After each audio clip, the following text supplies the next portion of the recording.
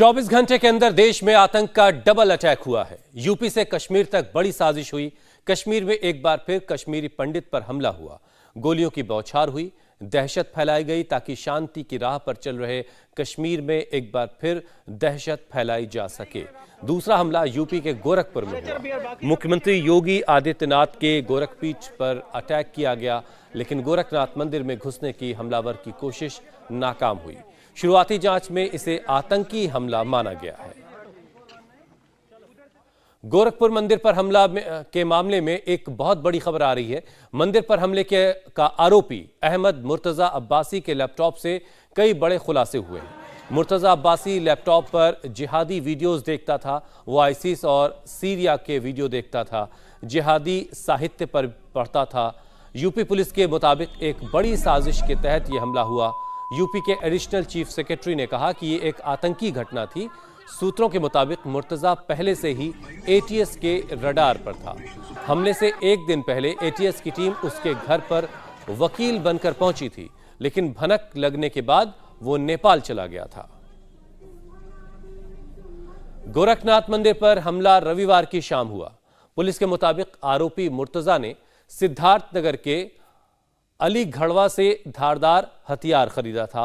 हथियार लेकर वो गोरखनाथ मंदिर पहुंचा और मंदिर की सुरक्षा में तैनात जवानों पर हमला कर दिया। उसके हमले में 2 सुरक्षाकर्मी जख्मी हुए, लेकिन वो मंदिर के अंदर नहीं जा पाया। हमले के बाद मुख्यमंत्री योगी आदित्यनाथ गोरखपुर पहुंचे हैं। उन्होंने घटनास्थल का भी मुआयना किया और अस्पताल जाकर जवानों से भी, जो जख्मी हुए जवान, उनसे मुलाकात की।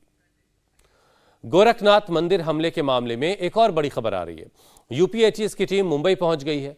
जांच के लिए मुंबई पहुंची एटीएस की टीम आईआईटी मुंबई में भी जांच करेगी और पता करेगी कि पढ़ाई के दौरान क्या मुर्तजा का व्यवहार कैसा था। मुर्तजा के कनेक्शन की जांच के लिए एडीजी एसटीएफ और एडीजी एटीएस गोरखपुर में ही कैंप कर रहे हैं। शुरुआती जांच में क्या क्या नई बातें सामने आई हैं, एटीएस को क्या सुराग मिले हैं, पवन नारा की एक रिपोर्ट देखिए। गोरखपुर मंदिर हमले के आरोपी अहमद मुर्तजा अब्बासी से शुरुआती पूछताछ के बाद कई अहम तथ्य सामने आए हैं, जिसके बाद इस घटना के दूर दूर तक तार जुड़े होने की संभावना से इनकार नहीं किया जा सकता।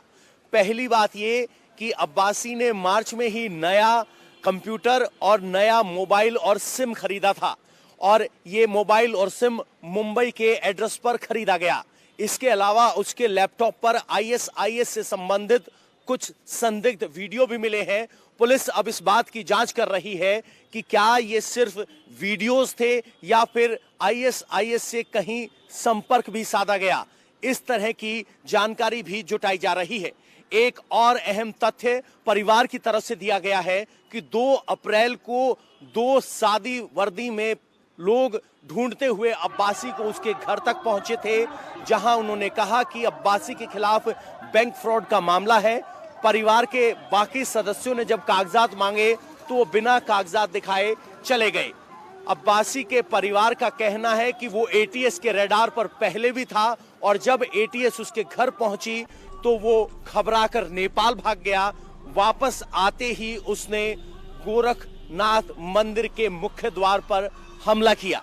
यानी एक तरफ परिवार ये दलील दे रहा है कि वो मानसिक रूप से अस्वस्थ है और दूसरी तरफ जब अब्बासी को ये पता चलता है कि वो एटीएस के रडार पर है तो वो नेपाल भागता है, वापस आता है, आकर सीधे गोरखनाथ मंदिर पर हमला करता है।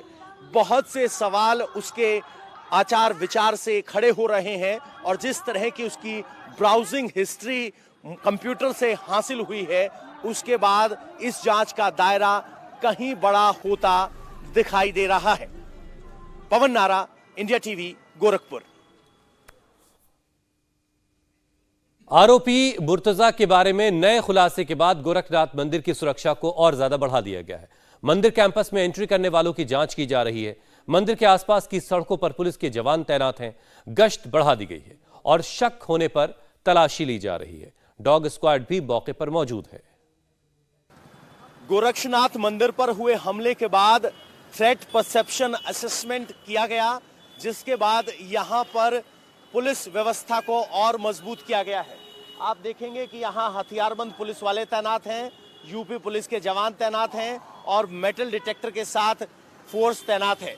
ये सिर्फ एक गेट नहीं बल्कि गोरखपुर मंदिर जाने वाले हर गेट पर सुरक्षा व्यवस्था को मजबूत किया गया है। इसके अलावा यूपी पुलिस का डॉग स्क्वाड भी यहाँ बुलाया गया है, जो लगातार यहाँ सघन तलाशी कर रहा है। और इस तरीके से उत्तर प्रदेश पुलिस की अलग अलग गाड़ियां यहाँ पहुंच रही हैं और जिस तरीके से ये हमला हुआ और हमलावर के संपर्क आईएसआईएस से होने की बात की जा रही है, क्योंकि उसके लैपटॉप पर कुछ संदिग्ध वीडियोस मिले हैं जिसकी वजह से वो एटीएस की रडार पर पहले से था, ऐसी जानकारी भी सामने आ रही है। ये सब तथ्य सामने आने के बाद गोरखपुर मठ की सुरक्षा को और ज्यादा मजबूत किया गया है।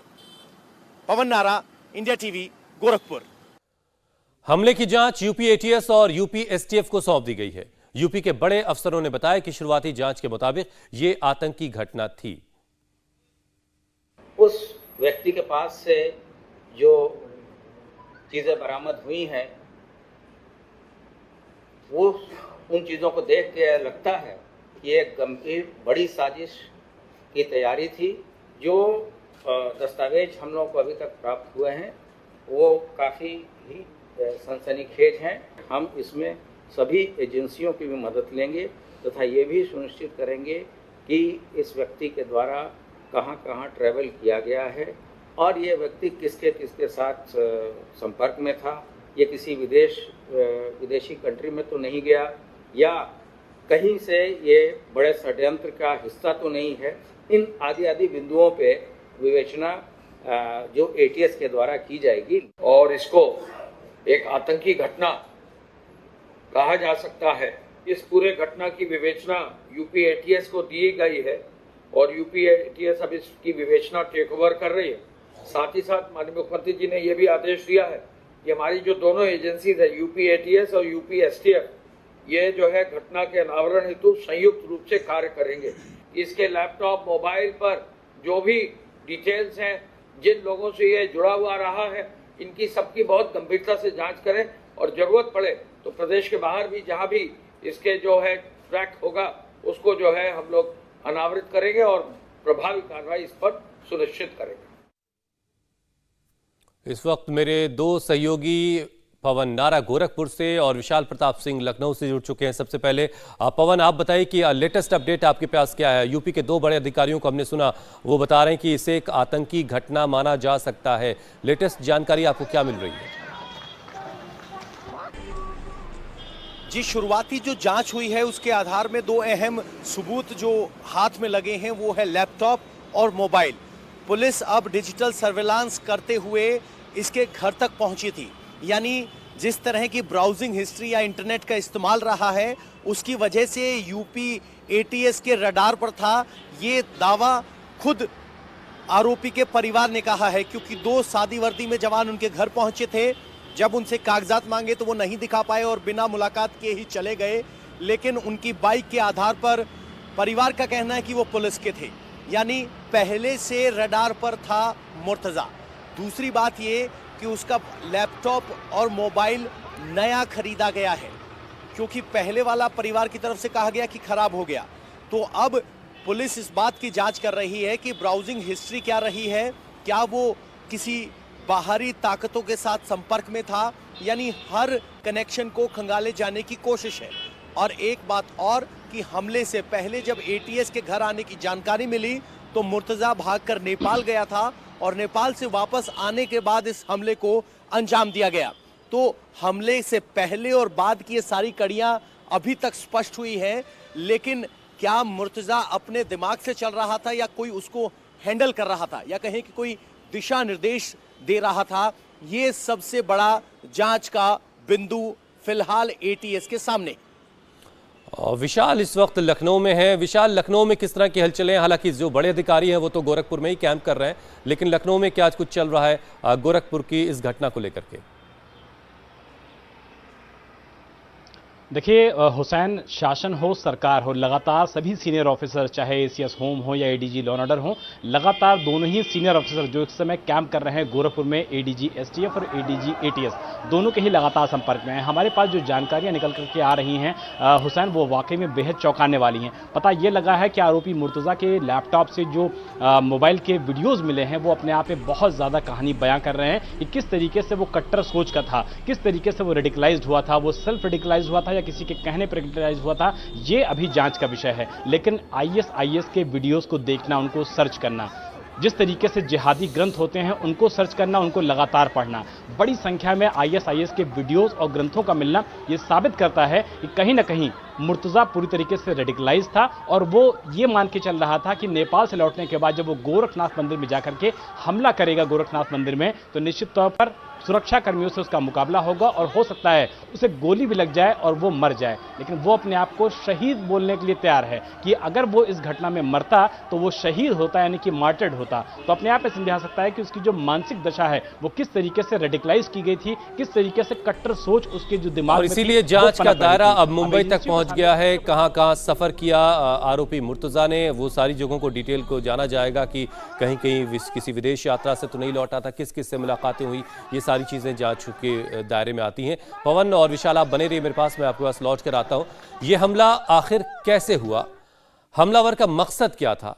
हमला रोकने वाले सुरक्षा बल के 2 जवानों से इंडिया टीवी रिपोर्टर पवन नारा ने बात की है। सुनिए वो क्या कह रहे हैं। गोरखनाथ मंदिर की सुरक्षा में तैनात गोपाल गोड़ो इस वक्त हमारे साथ हैं। इन्हीं पर हमला हुआ, इनकी पीठ पर वार किया गया। क्या हुआ था आप बताएंगे जरा डिटेल में? कल जब मेन गेट पे हम लोग ड्यूटी पे तैनात थे तो मेरे साथ एक अनिल कुमार पासवान नाम का लड़का था।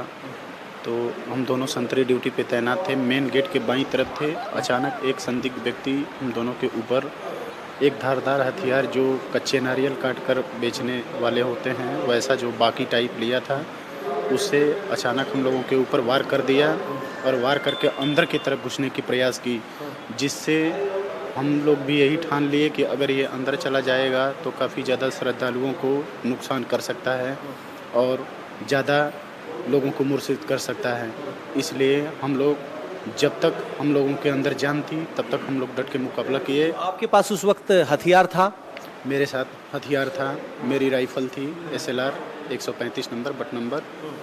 तो मैं अपने राइफ़ल के सहारे उससे बचाव किया और जितनी बार वो वार कर रहा था उतनी बार मैंने राइफ़ल से रोकने की कोशिश की। हम दोनों के बीच लगभग 7 से 8 मिनट तक झड़प हुई, पटकी पटका भी हुआ।